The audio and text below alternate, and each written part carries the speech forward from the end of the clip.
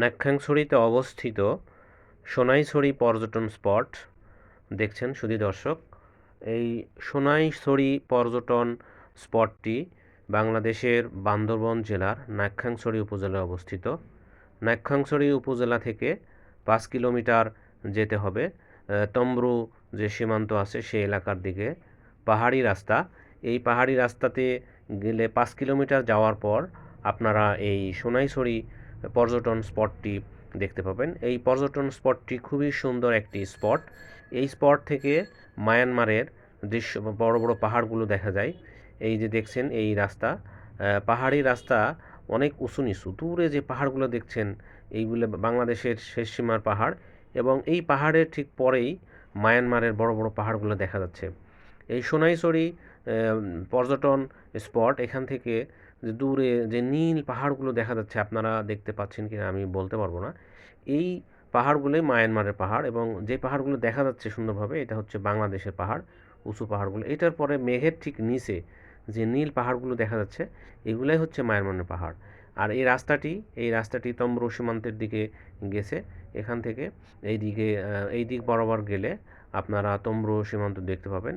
এই সামনে যে দেখা যাচ্ছে এখানে যে এই জায়গায় লেখা আছে কোন দিকে কত দূর, এখানে দেখবেন এখান থেকে নাক্ষ্যংছড়ি হলো 5 কিলোমিটার, তমব্রু সীমান্ত 29 কিলোমিটার, তারপরে ঘুমদুম সীমান্ত এই এলাকা দিয়েই, এই রাস্তা দিয়ে আপনারা যেতে পারবেন। এখন এই নাক্ষ্যংছড়ির এই পাহাড়গুলো আপনারা কিভাবে দেখবেন বা কিভাবে আসবেন? আপনারা কক্সবাজার থেকে আসতে পারেন। কক্সবাজার থেকে বাস যোগে আসবেন আপনারা।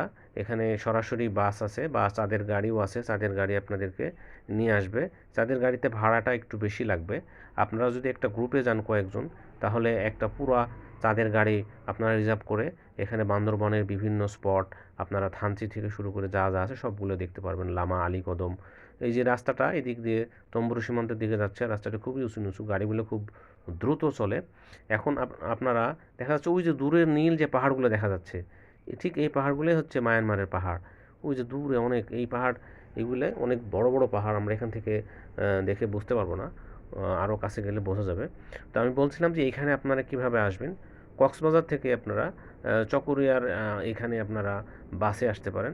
এখানে আসার পরে চকরিয়ার যে রুট আছে এই রুটে আসার পরে মানুষকে বললে তারা আপনাকে এখানে না কীভাবে নাক্ষ্যংছড়ি আসবেন, ওখানে চকরিয়া এবং কক্সবাজারের মাঝামাঝি একটা জায়গা আছে, এখানে আপনাকে নামিয়ে দিবে। বা চকরিয়া থেকেও আপনি এখানে আসতে পারেন। চকরিয়া থেকে অর্থাৎ কক্সবাজার থেকে চকরিয়া আসলেন, চকরিয়া থেকে এখানে নাক্ষ্যংছড়ির বাস আছে, সেই বাসে আপনারা আসতে পারবেন। এখানে দেখা যাচ্ছে তমব্রু 29 কিলোমিটার, এখানে ঘুমদুম সীমান্ত এখান থেকে 39 কিলোমিটার, আর 22 ফাঁড়ি হলো 16 কিলোমিটার। এই দিকে তমব্রু বা ঘুমদুম সীমান্ত চলে গেছে। তো বলছিলাম যে আপনারা ওখানে চকরিয়া থেকে সরাসরি বাসে আসতে পারবেন। বাসে এখানে নাক্ষ্যংছড়ি উপজেলা সদরে নামবেন। সেখান থেকে সিএনজি আছে, সিএনজিতে আপনার তারা রিজার্ভ নেবে, 500, 700 বা 800 টাকা নেবে। তো আপনারা শুধু আসবেন না, আসা এবং যাওয়া এই দুইটা মিলে আপনাদের রিজার্ভ করবেন, কারণ এখানে আসার পরে এখান থেকে যাওয়ার আর কোনো গাড়ি পাওয়া যায় না। তো এই সিএনজি আপনারা রিজার্ভ করে নিয়ে আসবেন, এসে এখানে ঘুরবেন, তারা আপনাদেরকে এই স্পটটা দেখাবে, দেখানোর পরে আপনাকে নিয়ে যাবে। তো আমি আবারও বলছি যে আপনারা কীভাবে আসবেন। কক্সবাজার থেকে আপনারা চকরিয়াতে আসবেন বাসে, সেখানে হয়তো আপনাদের একজন 100 টাকা করে নেবে লোকাল আসলে। এরপরে সেখান থেকে সিএনজি যোগে নাক্ষ্যংছড়ি, সেখানে হয়তো আরও 60 টাকা নিতে পারে। নাক্ষ্যংছড়ি থেকে আপনারা এখানে রিজার্ভ সিএনজি নিয়ে আসবেন, এখানে আসবে হয়তো 500 বা 700 টাকা। কিন্তু আপনারা তাদের গাড়িতে আসলে অনেক টাকা খরচ বেশি হবে। তো এখানে আমাদের এই চ্যানেলটা আপনারা ভিডিওগুলো যদি ভালো লাগে তাহলে আপনারা চ্যানেলের ভিডিওটা আপনারা শেয়ার করবেন, আমার চ্যানেলটি আপনারা সাবস্ক্রাইব করবেন, এবং ভিডিওগুলোতে লাইক কমেন্ট দিয়ে আমাকে সহযোগিতা করবেন। এই যে রাস্তাটা দেখা যাচ্ছে, এই রাস্তাটা অনেক ঢালু, এই রাস্তাতে গাড়ি অনেক দ্রুত চলে।